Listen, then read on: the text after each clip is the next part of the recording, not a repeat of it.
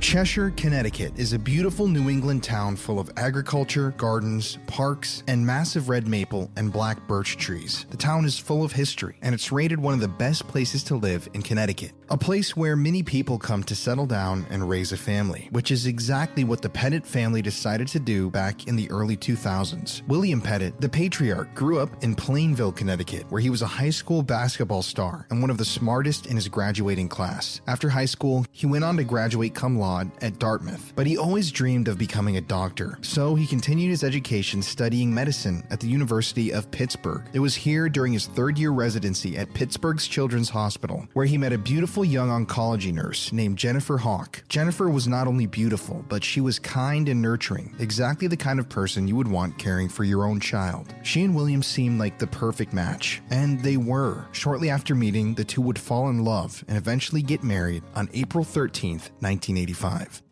Life was busy for the couple as Mr. Petit worked to become Dr. Petit, but everything was slowly starting to fall into place. 4 years after they got married, on October 15, 1989, the couple welcomed their first child, a daughter who they named Haley Elizabeth. And now that their family's growing, William and Jennifer start to look for their dream home. Many of the homes in Cheshire are big, over-the-top mansions, concealed by thick trees. But the Petits wanted something a little more modest. And one day, they found it.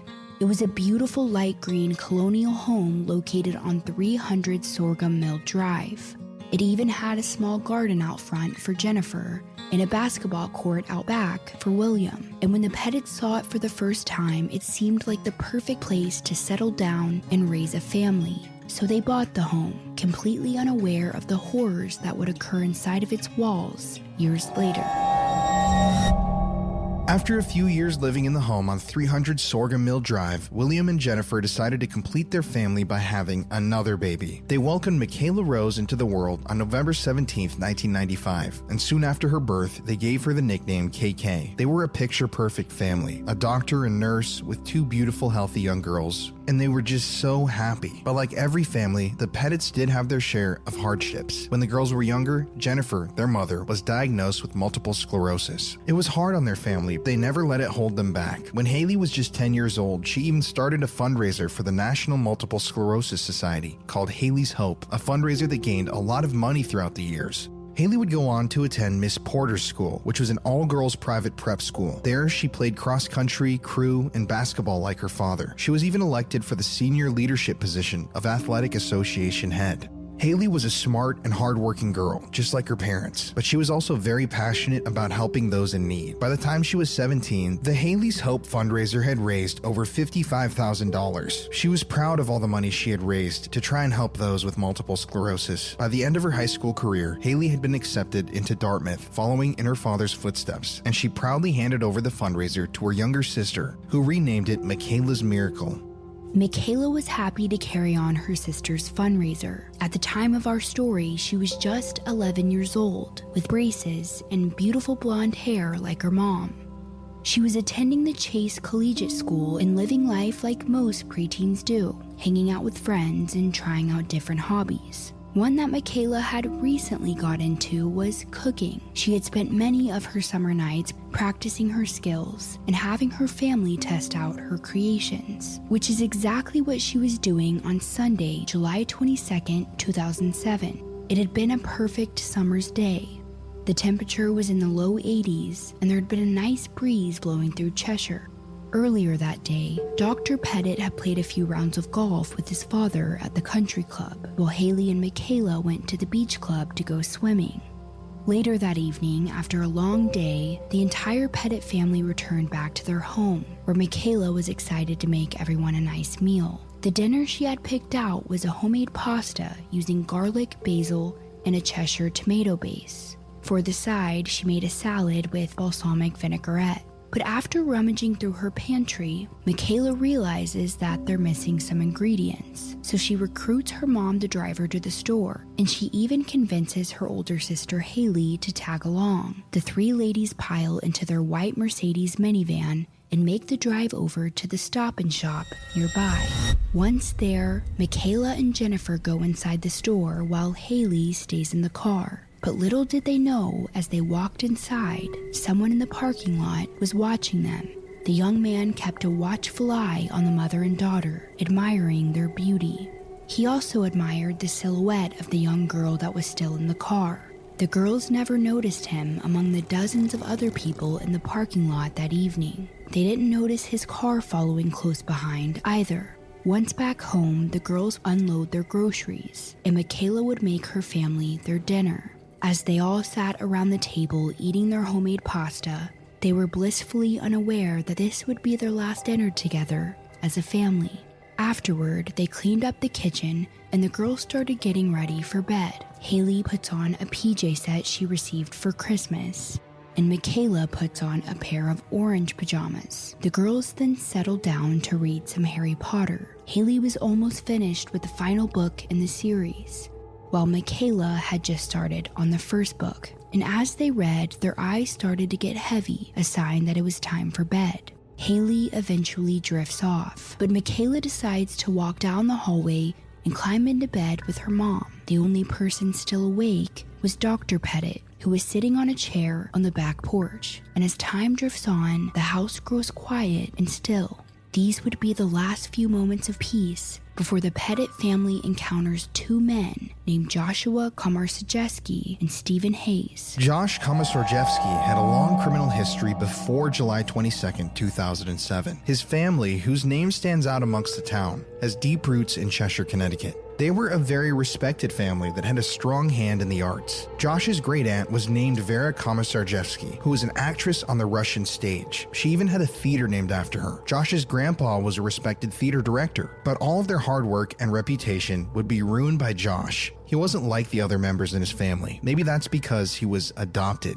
Josh was born on August 10, 1980, but shortly after he was put into a foster home with Jude and Benedict Komarsajeski, and almost immediately, they could tell that Josh was different from other kids his age. For one, Josh was considered to be a genius with a very high IQ, but he never did well in school. In elementary school, he was placed into special education classes, but his parents soon realized that he wasn't doing well here either, so they started homeschooling him. And even though his parents kept a watchful eye out for their son, he always seemed to get into trouble. At 14, he was sent to the Elm Crest Psychiatric Hospital in Portland, Connecticut, after committing arson and burglary on several different occasions. Josh also had a history of being suicidal. On one occasion, he wrote a suicide note and then hid from cops in the woods behind his grandfather's property while carving the word hate into his forearm with a hunting knife. Josh was even accused of sexually assaulting his younger foster sister when he was a teenager, but his troubles didn't stop there. One of Josh's favorite things to do was burglarize houses, and he was really good at it too. He committed his first burglary when he was just 14 years old, and by the time he was an adult, he had perfected his burglary skills. It didn't matter how big the house was or whose house he was breaking into. He could do it. He would start by putting on latex gloves so that no fingerprints would be left behind. Then he would put on night vision goggles so that he could easily make his way around the house once the family was asleep. And yes, he would do this while the family was inside. Josh would find an unlocked door or an open window and somehow find his way inside. Next, he would walk room to room, gathering anything of value that he could find. Sometimes he would be inside the house for hours while the family lay fast asleep in their beds. Then, before leaving, he would walk into each of their bedrooms and listen to the people breathe. Something about it gave Josh a thrill, knowing that he was intruding in people's personal space. Josh was good at what he did. Years of burglaries helped him gain the knowledge of what to do and what not to do. But that's not to say that Josh never got caught. In fact, by the time Josh was 22 years old, he had been charged with 18 counts of burglary 2, 1 count of burglary 3, and 2 counts of larceny. These charges landed him in jail, and he was facing a lot of prison time. His defense attorney for these charges was a man named William Gerace. He said in the HBO documentary called The Cheshire Murders that when he first saw Josh, he was a small, skinny, and polite guy. He didn't look like a criminal. In addition, Josh's past didn't look like other criminals he had worked with. He had grown up in a loving and supportive family, so why did he have such a long record? According to William, Josh's attention to detail was unlike anything he had ever seen. Josh was able to recall every single detail of every burglary he had ever committed. He could tell you every item he stole and exactly where it was in the house when he took it. He could tell you the exact dollar amounts he stole from wallets and the exact dumpsters he would toss stuff in after the burglaries. And he was risky with his crimes. At one point, he had even burglarized a state trooper's house. At Josh's trial for these burglaries, he knew he was facing a lot of prison time, and when he spoke to the judge, he seemed very remorseful. When they asked him if there was anything he wanted to say, he said, "I am truly sorry. I wish that some of the victims had shown up today because I really wanted to express to them that I really am sorry for the things I did. And when I said that I wish there was more that I could do, I truly wish that there was anything I could do for them." And with that, the judge sentenced him to 9 years in prison. Now, this is an incredibly lenient sentence. Usually, just one burglary charge will land you a maximum sentence of 10 years in prison. And Josh had 18, meaning he could have spent the rest of his life in prison. But the judge showed mercy and only sentenced him to 9 years. Unfortunately, Josh would only end up serving 5 years of his 9-year sentence. They let him out on parole in 2007. 2007 is also the year he would go on to commit the Petit home invasion. It doesn't seem like he got any rehabilitation during his time in prison. Now, when they released him, his own defense attorney told the courts that he thought Josh was a danger to society and that they should keep surveillance on him, but they don't listen. I guess the Department of Corrections didn't really view Josh as a high risk. In their mind, he had only been incarcerated once. He was polite, homeschooled, smart, and he was remorseful in court about his actions. So they didn't feel the need to keep a close eye on him, a decision they would go on to regret. After his release, Josh found himself a girlfriend named Caroline, who was only 16 years old. Keep in mind, Josh is 27, nearly 10 years older. Caroline's father said that he hated the fact that she and Josh were dating, and he felt like the only reason Josh liked her in the first place was because Caroline looked like a little girl. When Josh talked to her dad about the two of them getting married, her father said absolutely not. For one, you're a career criminal, and two, you're a pedophile. Josh's response, "I'm sorry you feel that way." But her parents' disapproval did not keep them from dating. Caroline said that she and Josh were soulmates, even after his arrest, and their relationship progressed quickly. The two would often spend their free time driving through nice neighborhoods, where Josh would tell her, quote, "I want to start a family and live in a house like this one day." These drives would go on to give Josh ideas on the houses he planned to rob in the future. But another interesting part of their relationship is that he and Caroline were very sexual, and something he really enjoyed was dominating the 16-year-old and tying her up whenever he got the chance, which is something that will come into play later on in our story. When Courtney and I's cat is healthy, she's happy, and that makes us happy. But since we're not mind readers, we don't always know when she's healthy. Helping us know that our cat's healthy is just one reason why we use Pretty Litter. We have a cat named Kitty, and she's a Siamese, and she's our entire world, and we've tried a ton of litters with Kitty, but Pretty Litter is definitely the one that stands out the most. So, Pretty Litter's ultra-absorbent crystals trap odor instantly. There's no more of that smell in your apartment or your house. That's something that we've noticed that works really well with Pretty Litter. But here's the coolest thing about Pretty Litter. It changes colors to help detect early signs of potential illness in our cat, including urinary tract infections and kidney issues.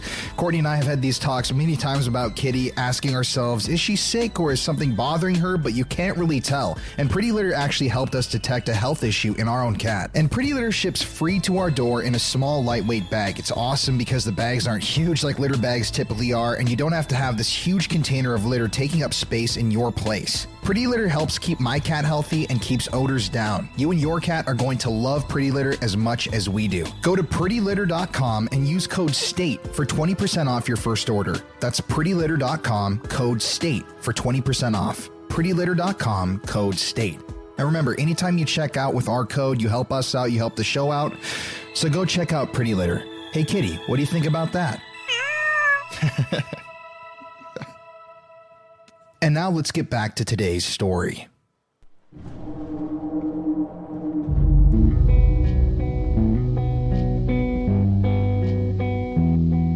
But as for now, Josh still had a lot of freedom, even though he was on parole. Like we mentioned, the Department of Corrections didn't keep a close eye on him because they didn't think he was a threat to society. He was even living at a halfway house at the time, so everyone thought he was in good hands. At this halfway house, Josh had to speak with a counselor every day named Michael DeLuce, and Michael had a very different view of Josh than other people did. He described Josh as a troubled kid that really wanted to do well and turn his life around. He and Josh talked about how he wanted to stay clean and make his family proud. He even wanted to continue on with his education and become an architect. But as we know now, Josh would never go on to do any of those things. And it was here, at this halfway house, where Josh would meet a man named Stephen Hayes, a true friendship made in hell. But before we go on to tell you the murderous plan made by these two monsters, let's take a look into Stephen's life and how he ended up at the halfway house with Josh. Stephen Hayes was born on May 30th, 1963, and was the oldest of 3 boys. According to the HBO documentary on this case, his brothers had absolutely nothing good to say about him. Since he was a little boy, Stephen was known to be mean, deceptive, and manipulating, always picking on his brothers any chance he could. Stephen's first run-in with the law was when he was just 16 years old, and there would be many more run-ins after that. In fact, by 2007, Stephen had been arrested nearly 30 times, and his crime of choice was burglary. But Stephen didn't like to burglarize houses like Josh. He was more into robbing cars. Instead of getting a normal job like most people, Stephen would sit out in the parking lots of stores or parks, and he would wait until someone would leave their car unattended. When the coast was clear, he would break in and steal anything he could find. Radios, purses, money, laptops, phones, anything of value. His life was a constant cycle of going to jail, getting out, breaking parole, and getting sent back. In between jail time, Stephen ended up having a daughter named Alicia, who would end up joining the police academy. Alicia would go on to say that Stephen tried to be a good dad. He would take her out to the movies and try and spend quality time with her, but he was never able to stay out of trouble. A father-daughter relationship is hard to maintain when the father is constantly behind bars. But one person that always seemed to give Stephen a second chance was his mother. At the time of our story, Stephen was living with her again. He didn't have a job or anything going for him, but he would constantly feed his mom lies, telling her that he was about to run into a lot of money, and that when he did, he would buy her a nice house and give her anything she wanted.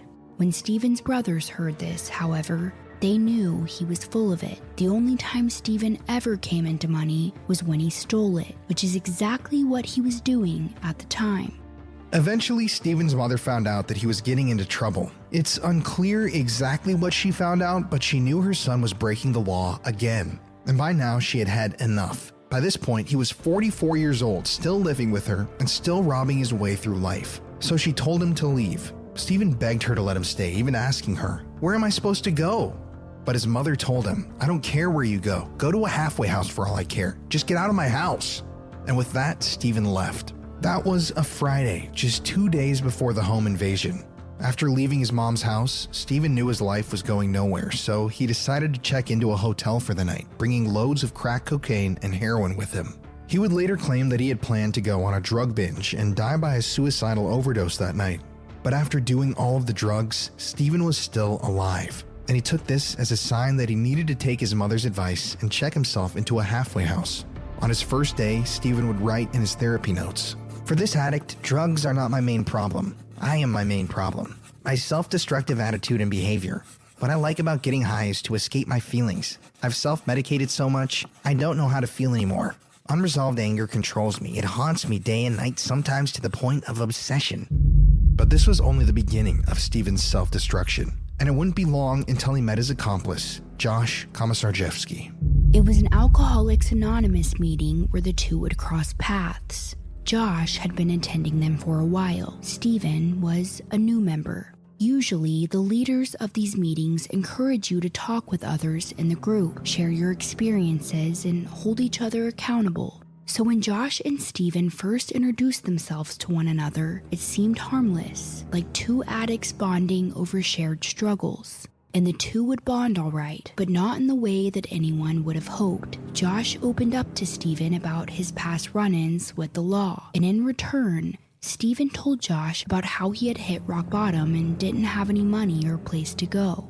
But instead of offering his moral support, Josh saw an opportunity. You see, days earlier, Josh had gotten his electronic monitoring device removed, meaning his parole officers could no longer track his location. So he tells Stephen, if you really want to make some money, you gotta rob houses. And it was here where the two started planning the idea of burglarizing houses together. They didn't know exactly who they were going to steal from or even where, but the idea was planted in both of their minds that they were going to rob some houses and come into some extra cash. The two would meet in the Stop and Shop parking lot that night around midnight. On the surface, Josh and Stephen don't really look like they would be friends. Stephen was 18 years older, talkative and outgoing, while Josh was quiet and a little awkward. And physically, the two look even more opposite. Josh was young and thin, with dark hair and eyes, while Stephen was middle-aged, a little hefty, and bald. But regardless of their physical differences, the two did share one thing in common. They were criminals, and they were hours away from committing their worst crime yet. The following day, Sunday, July 22nd, 2007, Josh is sitting in the Stop and Shop parking lot waiting on a roofing contractor to deliver his money for the week. When the contractor finally shows to deliver the cash, Josh realizes that he didn't get as much money as he was promised.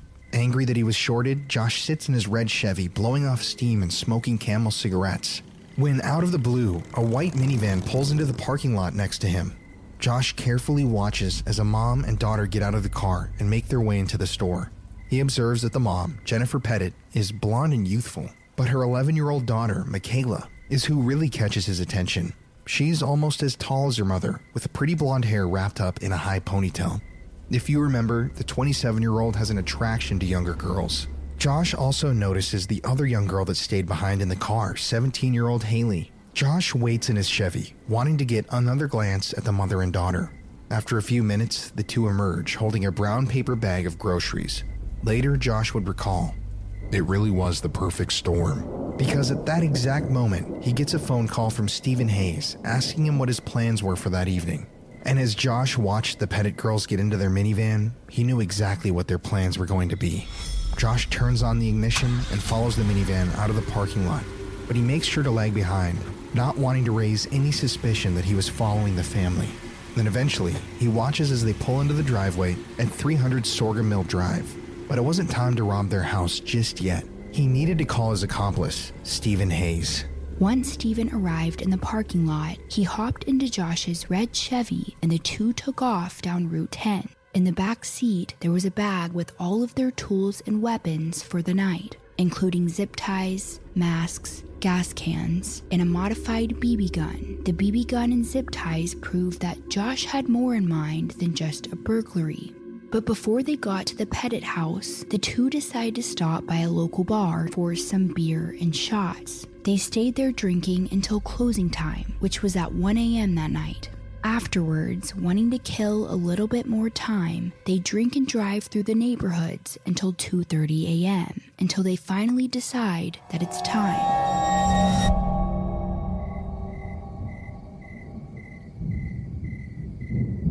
Sorghum Mill Drive was like every other suburban street at 3 a.m. on a Monday morning, completely silent. It was also dark, aside from the red Chevy headlights that were slowly creeping up the street. Josh parked about 6 to 7 houses down from the Petit residence, whispering to Stephen, "This is it," before turning off his headlights. In their mind, there was no backing out. The men then get out of the vehicle, grab their bags full of tools and weapons, and make their way up the driveway with Josh in the lead. As they reach the backyard, they notice a small light coming from the sunroom, so they peek through the window. There, they see Dr. Petit lying fast asleep in a lounge chair. They watch him for a few moments, deciding their next move.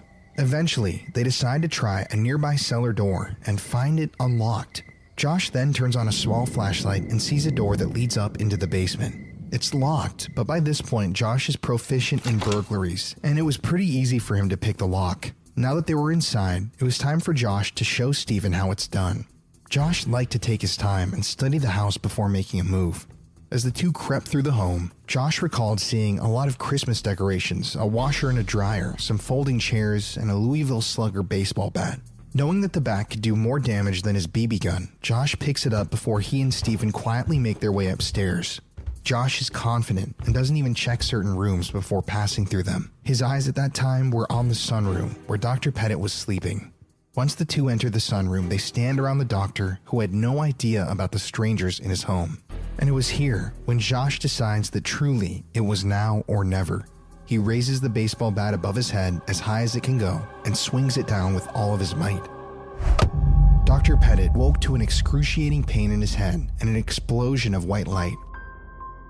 As he tries to focus on what just happened, he manages to make out a figure of a man holding a bat, but soon blood begins to blur his vision. And before he can confront the intruders, Josh swings the bat down on his head 5 more times.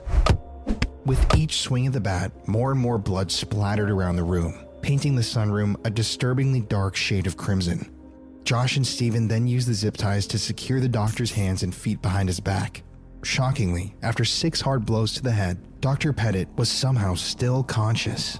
While the doctor is bleeding and zip-tied, Josh demands for him to describe the layout of the house and reveal where each of his family members are sleeping. After telling the intruders everything they needed to know, Josh and Stephen drag his bloodied body down to the basement, leaving a dark red trail of blood along the way. And now that Josh knew the layout of the home, he headed directly to the second-floor staircase, which faced the front door of the house. They were no longer worried about being quiet, and the two carelessly stomped up the stairs toward the bedrooms. Josh then turned the doorknob of the first door he encounters. It's Haley's bedroom. She was still fast asleep as he crept up next to her bed, while Stephen blocked the doorway.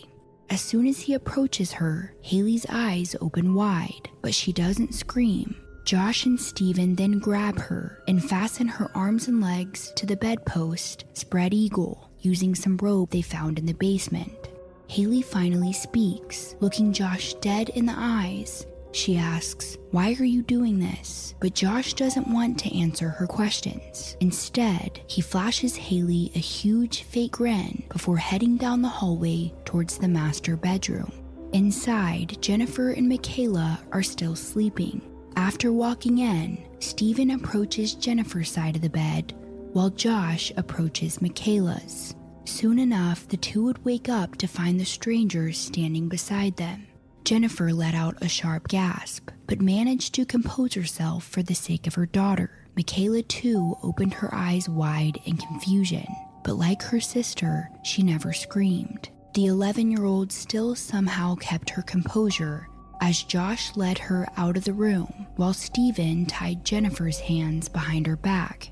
It had only taken 15 minutes for Josh and Stephen to beat Dr. Petit and immobilize his entire family. After taking the family members hostage, Josh and Stephen headed downstairs and lit up a couple Camel cigarettes.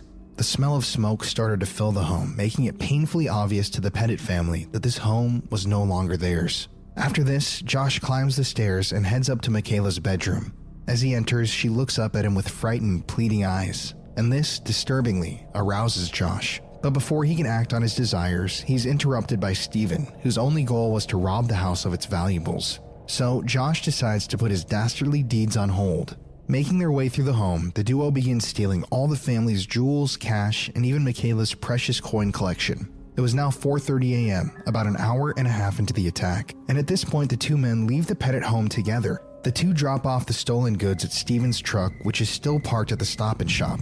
Then they drive to a gas station at the intersection of Prospect Road and West Main Street, where Stephen can be seen filling several plastic containers with gasoline on security cameras. Instead of driving immediately back to the Petit home, they drop Josh's car off at the nearby Quarry Village development and walk the rest of the way. Their little outing only took them about 20 minutes, but it was just enough time for them to come up with the perfect plan.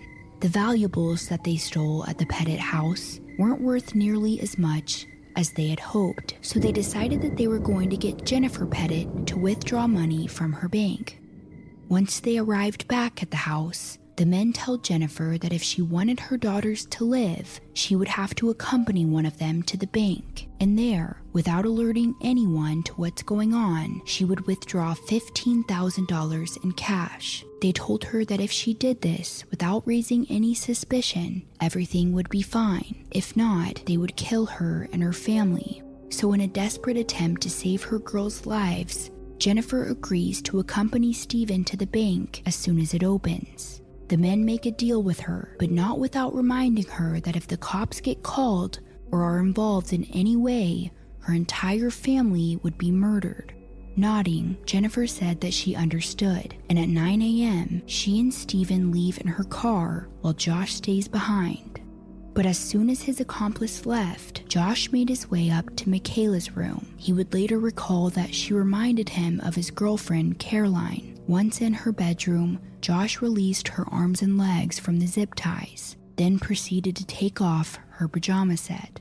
Next, he pulls out his cell phone and positions Michaela's body to his liking before snapping lewd photos of the underage child. Michaela then faces the unthinkable when Josh begins to rape her. Afterwards, Josh leads Michaela down the hallway to the bathroom and orders her to clean herself off. He wanted to make sure that the cleansing was up to his standards, to make sure none of his DNA evidence was left on or in her body. After Michaela dries herself off, Josh instructs her to put her pajamas back on before guiding her back to the bedroom, where he once again ties her arms and legs to the bedposts. Running out of time, he then walks over to Haley's room. Over the past 6 hours, she had already tried to escape multiple times. At one point, he found her with a cell phone, attempting to call or text someone, and he had to wrestle it away from her. She was a fighter, he would later comment. But this time, when he checked on Haley, she was still incapacitated, her arms and legs still tightly bound to the bedpost with rope. As he's in Haley's room observing his victim, Josh then hears Stephen and Jennifer return through the front door of the home, which prompts him to head downstairs, leaving Haley restrained and alone.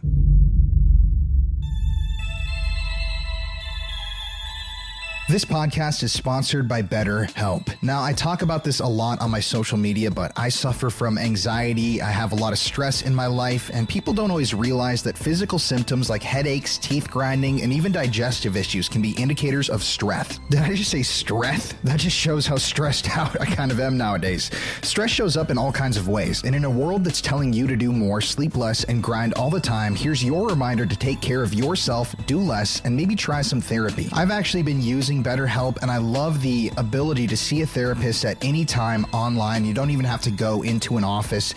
It just helps me unpack. It helps me get some stuff off my chest, and it helps me realize that some of the things that I'm going through can be talked through and solved pretty easily. BetterHelp is customized online therapy that offers video, phone, and even live chat sessions with your therapist, so you don't have to see anyone on camera if you don't want to. It's much more affordable than in-person therapy. Give it a try and see if online therapy can help lower your stress. I know it's stressful even listening to these shows and especially writing and producing them, so BetterHelp may be a helpful tool for you. Murder in America listeners get 10% off their first month at betterhelp.com/MIA. That's BETTERHELP.com/MIA. Check out BetterHelp. We love it. We swear by it. And now let's get back to today's story.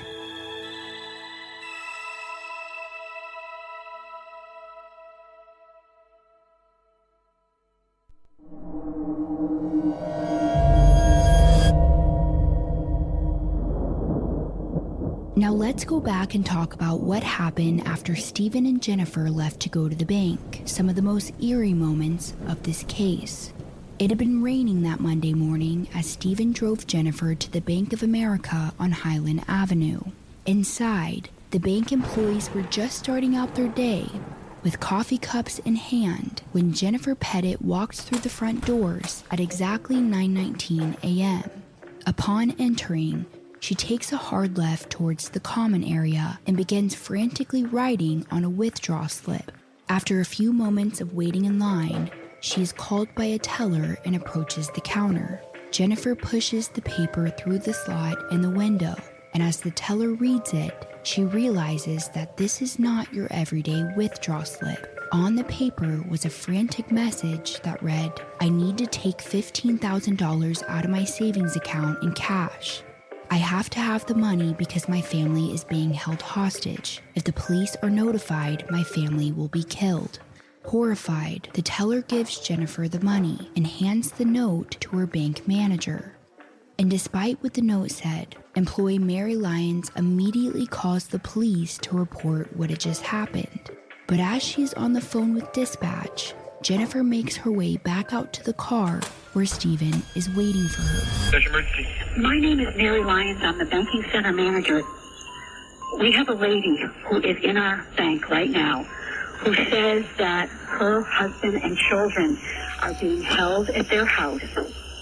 The people are in a car outside the bank. She's getting $15,000 to bring out to them that if the police are told, they will kill the children and the husband. Her name is Jennifer Petit, P-E-T-I-T. Okay, she's still in the bank? Yes, she is. Okay, she's being held. Her husband and family is being held? Yes. At their house? Yes. They're tied up. She said they drove her here. I'm trying to look and see where she's gone. She went outside, but oh wait, I see her walking now. She is petrified. I will watch and see what kind of car she gets in. I'm in my office with the lights off. My teller said that she saw the driver. He had a black hood over a hoodie and a baseball cap on. I'm going to keep you on hold for another couple minutes, right? Okay. It takes more than 5 minutes for the police to be notified of the incident. The officer who responded to the call at 9:27 a.m. was less than a mile from 300 Sorghum Mill Drive and was at their driveway by 9:28. He was initially instructed not to approach the house, so he does a walkthrough of the property before hiding behind a tree at the rear of the home. A few minutes pass until backup arrives. They run the plates for the white Mercedes van and the 2005 Chrysler SUV that are parked in front of the home, and they both come back as being registered to the Petits. Confused, the officers continue to wait outside. The 5-minute gap from when Mary Lyons first called the police and when they actually got notified was enough of a delay for Stephen to beat the police back to the Petit house. And from that point on, authorities continued to refrain from knocking on the door of the home because, according to the 911 call, the criminals had stated that the entire family would be killed if there was any police involvement. The order then came through from the higher-ups to wait on making any moves until the SWAT team arrived, so the officers sat back and did as they were told. Because of the delay in notifying the police, Stephen and Jennifer made it back home with no issues. At this point, the men don't even know that the police are on their way. Once inside of the home, Josh and Stephen start to plan their next move. Now, this next part is a little unclear because certain sources say different things. According to the HBO documentary, as soon as Stephen came inside the home, Josh tells him that while they were out, things went awry and he had to kill everyone. And he says since he had to kill the girls, it was Stephen's job to kill Jennifer. That way the both of them got their hands dirty. Josh also told Stephen that he had raped Michaela, so he had permission to rape Jennifer if he wanted to. Now, other sources say that Stephen decided to rape and kill Jennifer all on his own. But either way, after hearing this, Stephen turns to Jennifer and lunges at her, pinning her down to the living room floor. Jennifer puts up a fight, but she is no match to the large man towering over her. Then, he roughly tugs down both her pants and underwear, then begins to rape her. At this point, Dr. Petit is bleeding out, but remains semi-conscious in the basement when he hears the sounds of his wife screaming. In his concussion-filled haze, he knows that he needs to get help, and he was able to free his hands, but he couldn't manage to free his ankles. Doing the next best thing, Dr. Petit gets up on his feet and hops up the cellar stairs. It took a while, but eventually he reaches the top and crashes through the door into the backyard. Outside, the police are already there setting up their perimeter. Back inside the house, however, while Stephen is raping Jennifer, Josh suddenly enters the room and yells that Dr. Petit had escaped. The men had no idea that the police were already outside, so right then and there, Stephen began to strangle Jennifer. Josh silently watched as Jennifer begged for her life, later recalling that her last words were, "Please don't kill me." But after a minute or so, Jennifer died on the living room floor. While Jennifer Petit was being raped and strangled, her husband, William, was screaming outside for someone to help him. He managed to hop over to his neighbor's house before collapsing on the ground. They call 911, but the police are already at the scene and have been there for several minutes. And unfortunately, Dr. Petit's screams for help alerted Josh and Stephen, who were now watching him from an upstairs window. Their plan had quickly gone south, and they knew it was only a matter of minutes before the authorities would have the house surrounded. So, taking action, both Josh and Stephen begin to douse Jennifer's dead body in gasoline. They then head up to the girls' bedrooms, where both Michaela and Haley are still tied up and alive. But the fact that the two young girls were alive didn't matter to Josh and Stephen, and the two quickly soaked the kids in gasoline as they lied on their beds. Josh and Stephen were only worried about getting caught, not the fact that they were about to burn two children alive. They knew that if they burned the house down, that all of their DNA evidence would burn with it. And to them, that was all that mattered. So right then and there, the men light up some matches and drop them on the floor. Immediately, the room is engulfed in flames that eventually reach Michaela and Haley's rooms. As the fire raged throughout the home, Josh and Stephen knew that the gig was up, and they took off running out the front door before jumping into the Petit's SUV. And they were still completely unaware at this time that the house was already surrounded by authorities. The police quickly tried to stop the men from escaping, but Josh and Stephen ignored them, putting the SUV in drive and attempting to speed off recklessly into the street. Josh and Stephen had no idea that Sergeant Chris Coate and Officer Tom Wright's vehicles were blocking the intersection at Burridge Court and Sorghum Mill Drive. Officer Jeff Sutherland was stationed at the roadblock when Josh and Stephen came barreling down the road in their stolen SUV. Josh, who was driving, saw Officer Sutherland and the two cop cruisers blocking his way and pushed the pedal to the metal as he steered the car straight towards Officer Sutherland. The officer managed to dive out of the way right before Josh crashed the Chrysler into both police vehicles, disabling the getaway car.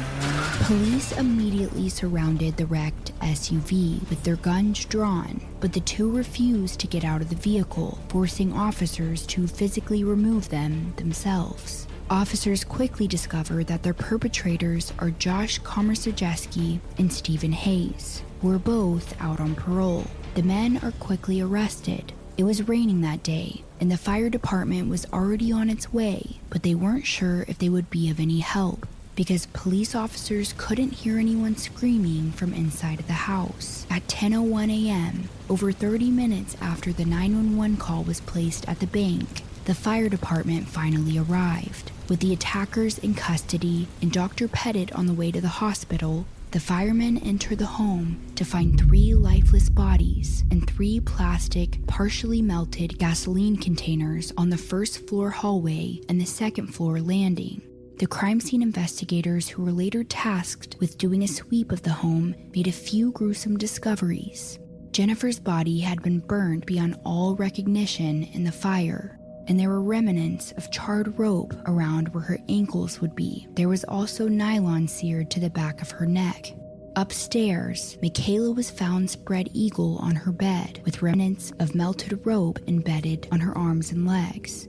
And lastly, Haley, the Petit's oldest daughter, had actually managed to escape her restraints and had been in the process of running down the hallway when she passed out and died from smoke inhalation. Her charred body was found sitting right at the top of the stairs, a short walk from the front door.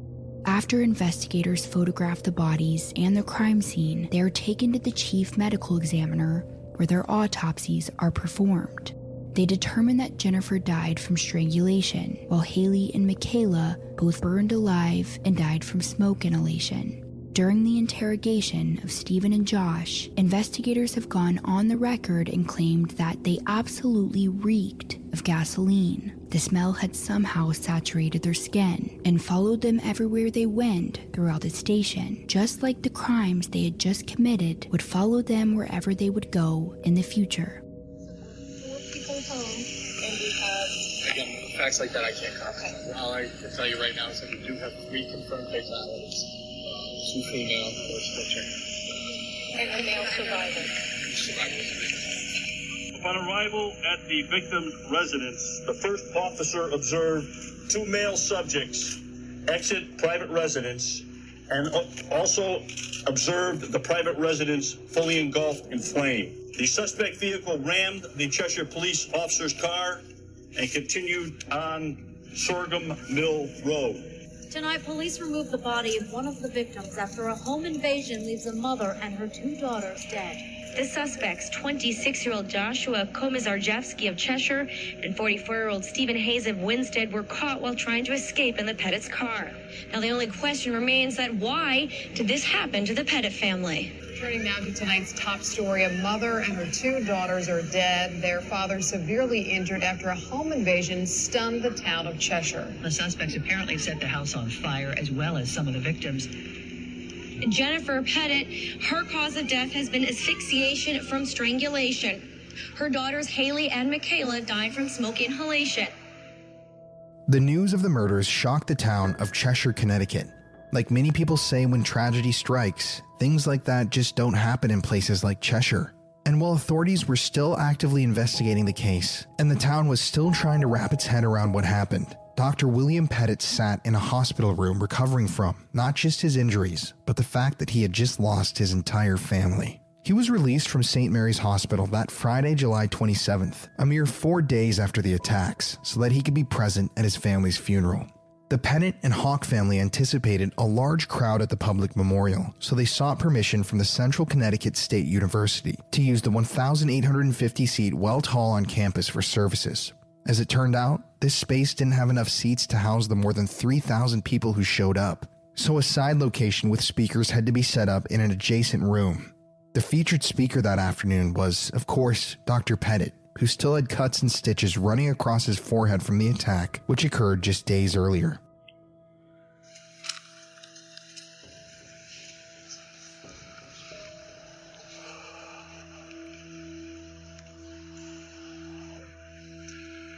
Well, first of all, thank you for all coming out today to honor the memory of the girls. I really like to say thank you to people from all over the state of Connecticut and all over the country. We've been surrounded with love and cards and flowers and prayer from east to west and north to south. I met Jen at Children's Hospital in Pittsburgh for med. She was a new nurse and I was the know-it-all third-year medical student. I was trying to correct Jen on how to take the blood pressure the correct way. Since I had about 3 minutes of experience at that point. But it became clear pretty quickly that she knew more about pediatrics and how to care for kids than I had ever known. One of the nice things... Dr. Pettit concluded his speech by saying, "I guess if there's anything to be gained from the senseless deaths of my beautiful family, it's for us all to go forward with the inclination to live with a faith that embodies action. Help a neighbor, fight for a cause, love your family. I'm really expecting all of you to go out and do some of these things with your family, in your own little way, to spread the work of these 3 wonderful women. Thank you."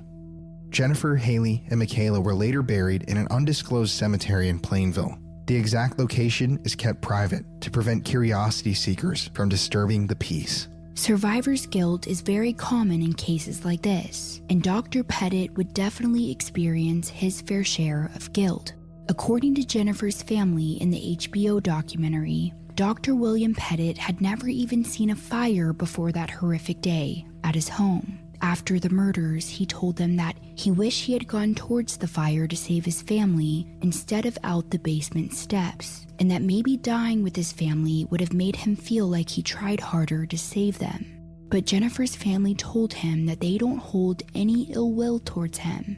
In the condition he was in at the time, there would have been nothing he could have done to protect them, especially considering the fact he was tied at the ankles with a severe concussion.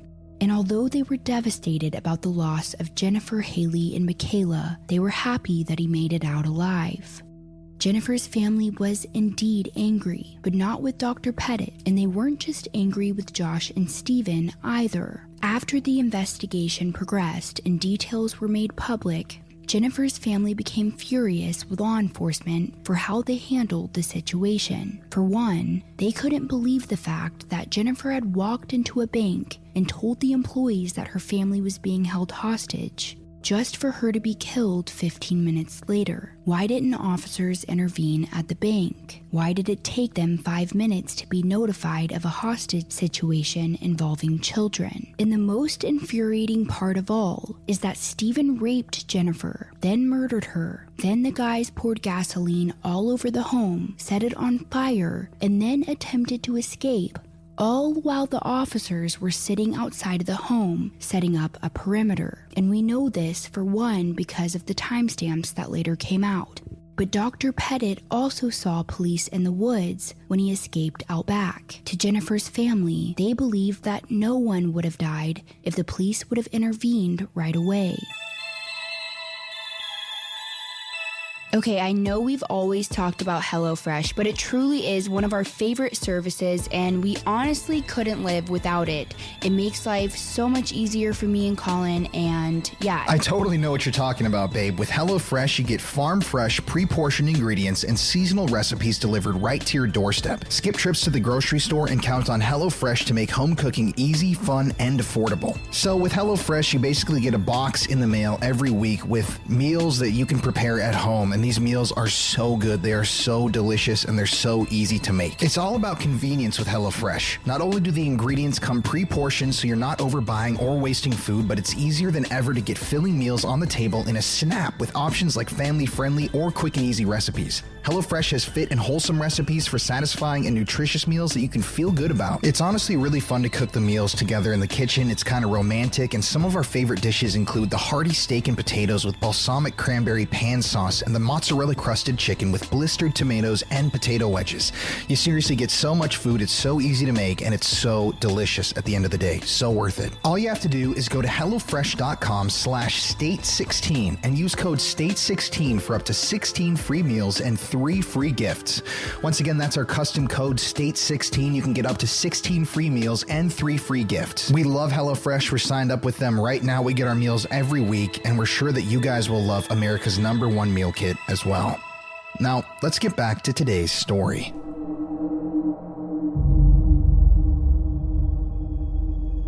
But for some reason, the Cheshire Police Department didn't agree with Jennifer's family. In fact, they thought the complete opposite. Joining me on the phone right now is Lieutenant Jay Markella, the Public Information Officer for the Cheshire Police Department. Thank you for joining us. Oh, thank you for having me. Very little detail coming out, though, about exactly what happened. Was it when police showed up that they found the house on fire and caught these suspects? Because they were caught leaving the burning house. Yeah, it worked out so officers arrived on scene just as the suspects were leaving the residence. Lieutenant, good morning, sir. Good morning, Dan. First of all, the Cheshire Police Department and their response to this initial call was absolutely outstanding. They did a stellar job. The chief and all those personnel in Cheshire PD deserve a lot of praise and credit. I just can't say enough good things about how proud I am of the extraordinary effort of our police officers and our firefighters. They're extremely well trained. They're a great group of professionals, and I think today exemplified the finest of what the police and fire are all about in this community.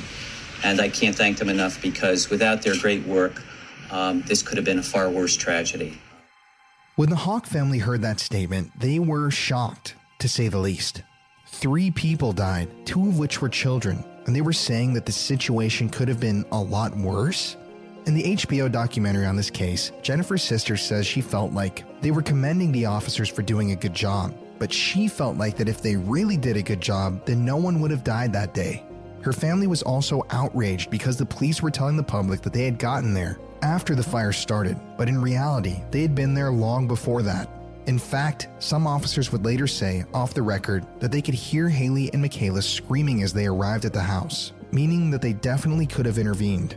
Jennifer's mother wrote letters to the police telling them that she felt like they cared more about catching the perpetrators than they did about saving her daughter and granddaughters. But all of her letters went unanswered, so she sent more letters asking why they weren't answering them.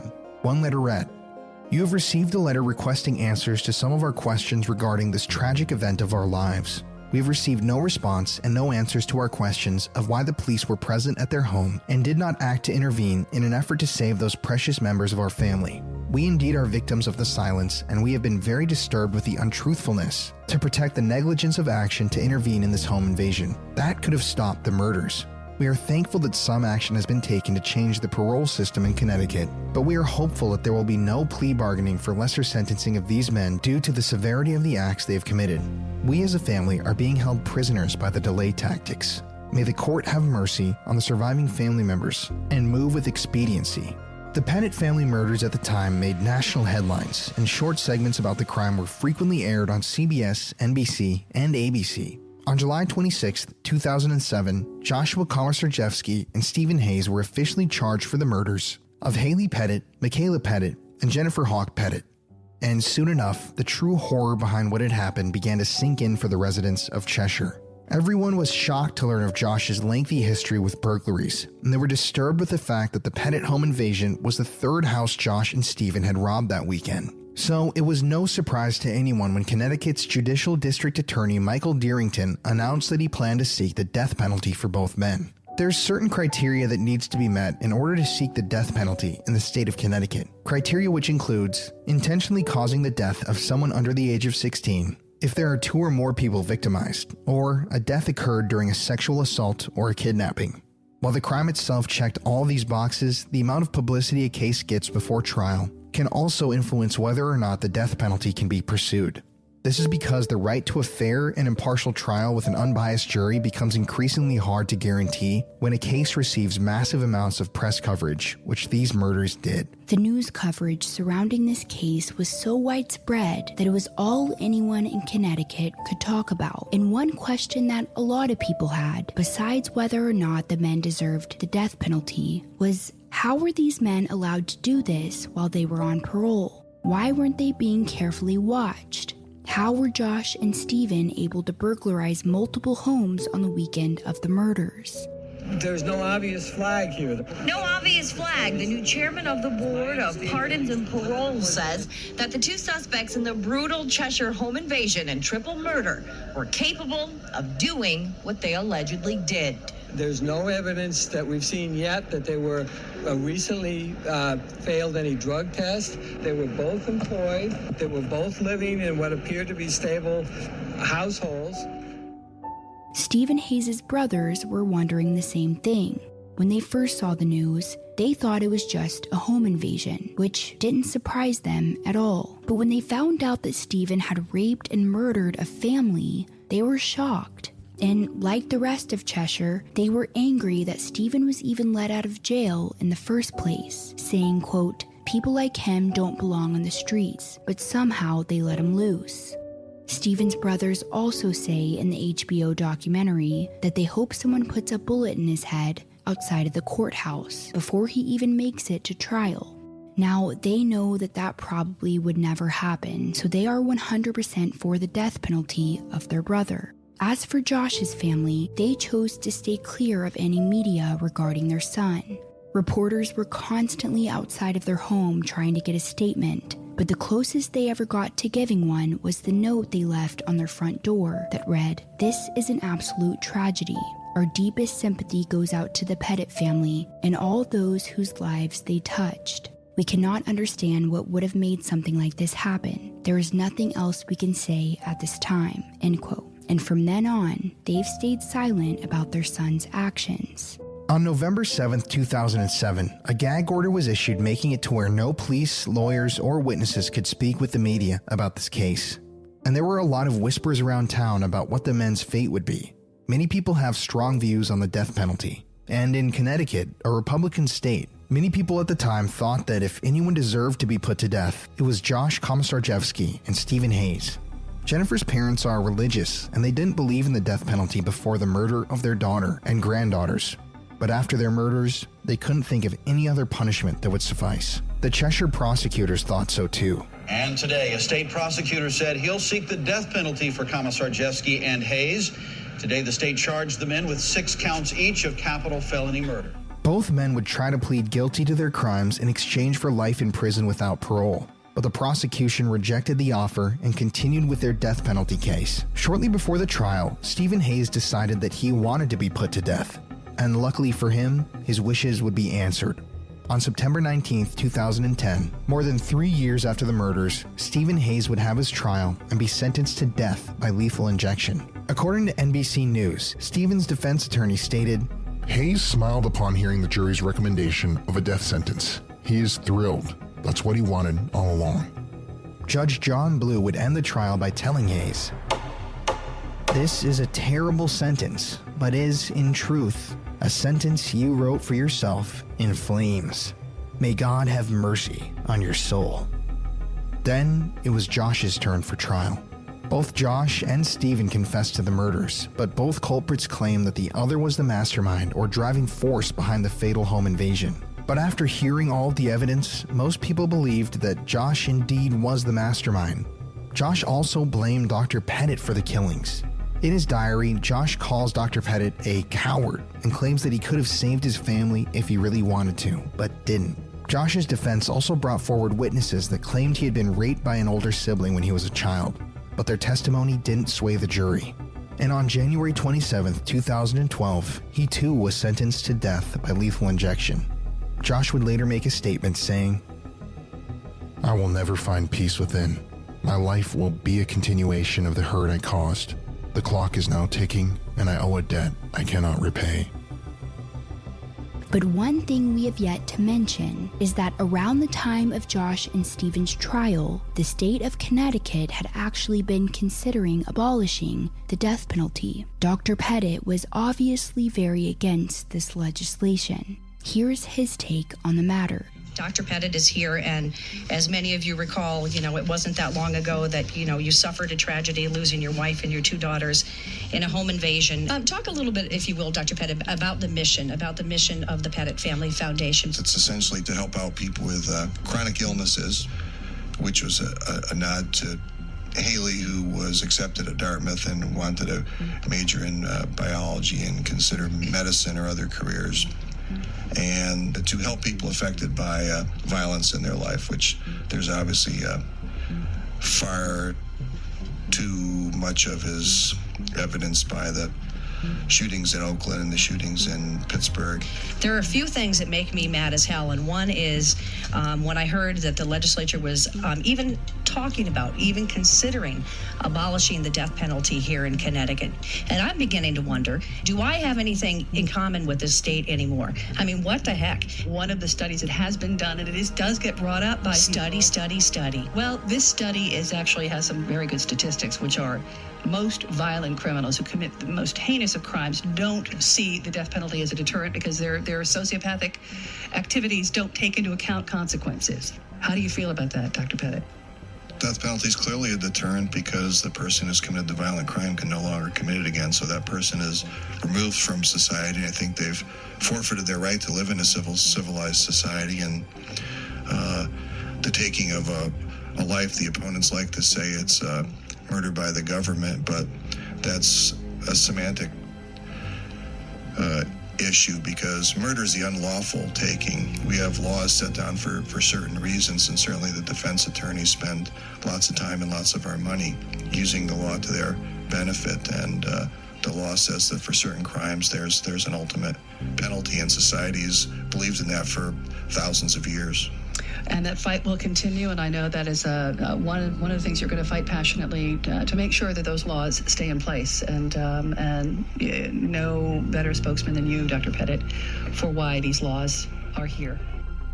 And his efforts to keep the death penalty became a huge focus in his life. He even spoke to legislators about his view on the matter. But to his disappointment, the state of Connecticut would go on to abolish the death penalty in April of 2015, meaning both Josh and Stephen and everyone else who was on death row in Connecticut would now have their sentences reduced to life in prison without the possibility of parole. It's not the outcome that Dr. Petit wanted, knowing that these monsters get to live when the rest of his family doesn't. But he turned his frustrations into action, and as of now, he's serving his 3rd term in the Connecticut House of Representatives. Since the Petit murders, Connecticut lawmakers have proposed and enacted a new law that redefines home invasions as a violent crime and a 3 strikes policy that would result in mandatory life sentences if someone is arrested for burglary more than 3 times.